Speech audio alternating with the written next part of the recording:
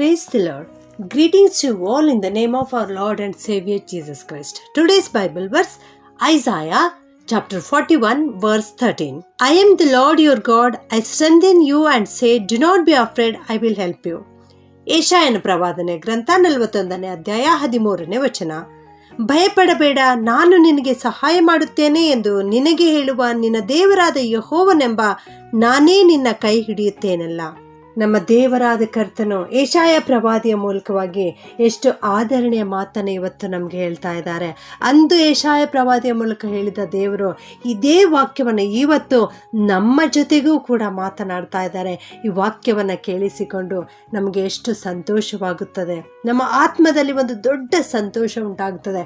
ನಮ್ಮ ದೇವರು ಇವತ್ತು ನಮಗೆ ಹೇಳ್ತಾ ಇದ್ದಾರೆ, ನಾನು ನಿನಗೆ ಕೈ ಹಿಡಿದು ನಡೆಸುತ್ತೇನೆ, ನಾನು ನಿನಗೆ ಸಹಾಯ ಮಾಡುತ್ತೇನೆ, ಭಯಪಡಬೇಡ ಎಂಬುದಾಗಿ. ಯಾರಾದರೂ ಮನುಷ್ಯರು ಬಂದು ನಾನು ನಿನಗೆ ಸಹಾಯ ಮಾಡುತ್ತೇನೆ ಎಂಬುದಾಗಿ ನಮ್ಮ ಹಸ್ತ ಹಿಡಿದು ನಡೆಸುವುದಾದರೆ ನಮಗೆ ಎಷ್ಟು ಸಂತೋಷವಾಗುತ್ತದೆ.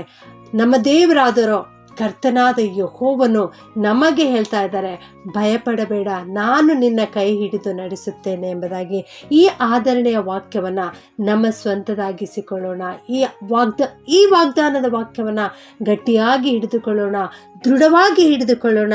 ನಮ್ಮ ದೇವರು ನಮಗೆ ಹೇಳ್ತಾ ಇದ್ದಾರೆ, ನನ್ನ ಧರ್ಮದ ಬಲಗೈಯನ್ನು ನಿನಗೆ ಆಧಾರ ಮಾಡುತ್ತೇನೆ ಎಂಬುದಾಗಿ. ಹೌದು, ನಮ್ಮ ದೇವರು ನಮ್ಮ ಬಲಗೈಯನ್ನು ಆತನ ಹಸ್ತದಲ್ಲಿ ಹಿಡಿದುಕೊಂಡಿದ್ದಾರೆ. ಆತನು ನಮಗೆ ಮಾರ್ಗ ನಡೆಸುವಂಥ ದೇವರಾಗಿದ್ದಾರೆ. ನಮ್ಮ ದೇವರಿಗೂ ನಮಗೂ ಒಂದು ಆಳವಾದ ಸಂಬಂಧವಿದೆ. ಎಫ್ರಾಯಮನ ಕೈ ಹಿಡಿದು ನಡೆಸಿದ ದೇವರು ಇವತ್ತು ನಮ್ಮನ್ನೂ ಸಹ ಹೇಳ್ತಾ ಇದ್ದಾರೆ, ನಿನ್ನ ಕೈ ಹಿಡಿದು ನಡೆಸುತ್ತೇನೆ ಎಂಬುದಾಗಿ. ಅನೇಕರು ಕ್ರಿಸ್ತನ ಕೈಗಳನ್ನು ಹಿಡಿದುಕೊಂಡು ನಡೀಲಿಕ್ಕೆ ಇಷ್ಟಪಡುವುದಿಲ್ಲ. ನನ್ನ ಇಷ್ಟದಂತೆ ನಾನು ಜೀವಿಸ್ತೇನೆ ಎಂಬುದಾಗಿ ಬಯಸುತ್ತಾರೆ. ಕರ್ತನ ಕೈ ಹಿಡಿದರೆ ನಾನು ಸಂತೋಷವಾಗಿ ಜೀವಿಸಲಿಕ್ಕೆ ಸಾಧ್ಯವಿಲ್ಲ. ಕರ್ತನ ಕೈ ಹಿಡಿದು ನಡೆಸುವುದಾದರೆ ನನ್ನ ಮನಸ್ಸಿಗೆ ಬಂದಂತೆ ನಾನು ಮಾಡಲಿಕ್ಕೆ ಸಾಧ್ಯವಾಗುವುದಿಲ್ಲ ಎಂಬುದಾಗಿ ಬಯಸುತ್ತಾರೆ. ಇನ್ನು ಕೆಲವರು ಕರ್ತನ ಕೈ ಹಿಡುವುದಕ್ಕೆ ಬದಲಾಗಿ ಈ ಲೋಕದ ಆಶೆ, ಶರೀರದ ಆಶೆ, ಸೈತಾನನ ಕೈಗಳನ್ನು ಹಿಡಿದು ನಡೆಯುತ್ತಾರೆ. ಅವರ ಸ್ಥಿತಿ ಕೊನೆಯಲ್ಲಿ ಪರಿತಾಪಕರವಾದದ್ದಾಗಿರುತ್ತದೆ ಪ್ರಿಯರೇ. ಆದುದರಿಂದ ನಾವು ನಮ್ಮಲ್ಲಿರುವ ದುರ್ಗುಣಗಳನ್ನು ಬಿಟ್ಟು ಬಿಡೋಣ, ಹಳೆಯ ಪಾಪ ಸ್ವಭಾವಗಳನ್ನು ತ್ಯಜಿಸೋಣ, ಲೋಕದ ಆಶೆ, ಶರೀರದ ಆಸೆ ಇವುಗಳನ್ನು ಬಿಟ್ಟು ಬಿಡೋಣ. ಎರಡು ದೋಣಿಗಳಲ್ಲಿ ಕಾಲಿಟ್ಟು ಸಂಚರಿಸಲಿಕ್ಕೆ ಸಾಧ್ಯವೇ ಇಲ್ಲ ಪ್ರಿಯರೇ. ಆದುದರಿಂದ ಈ ಲೋಕವನ್ನಾದರೂ ಪ್ರೀತಿಸೋಣ, ಕರ್ತನನ್ನಾದರೂ ಪ್ರೀತಿಸೋಣ.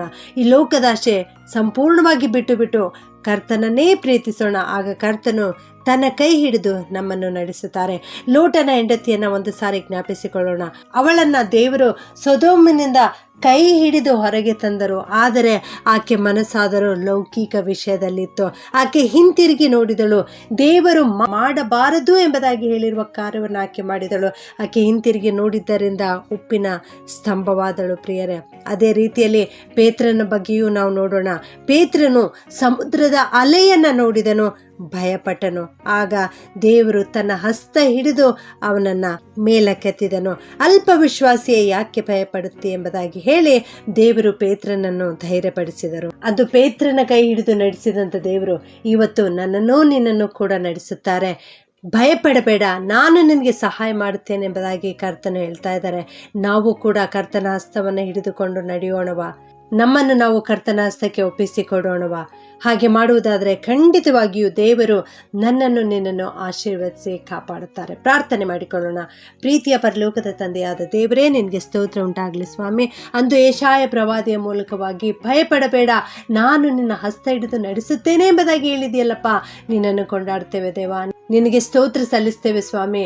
ಅಂದು ಪೇತ್ರನ ಕೈ ಹಿಡಿದು ನಡೆಸಿದಂತೆ ನಮ್ಮೆಲ್ಲರ ಕೈ ಹಿಡಿದು ಕೂಡ ನಡೆಸು ಸ್ವಾಮಿ. ನಾವೆಲ್ಲರೂ ನಮ್ಮನ್ನು ನಾವು ನಿನ್ನ ಹಸ್ತಕ್ಕೆ ಒಪ್ಪಿಸಿಕೊಡುತ್ತೇವೆ ದೇವ. ಕರುಣಿಸಿ ಕಾಪಾಡಿ ರಕ್ಷಿಸಬೇಕಾಗಿ ಈ ಪ್ರಾರ್ಥನೆಯನ್ನು ಯೇಸುವಿನ ನಾಮದಲ್ಲಿ ಬೇಡುತ್ತೇನೆ ತಂದೆಯೇ, ಆಮೆನ್.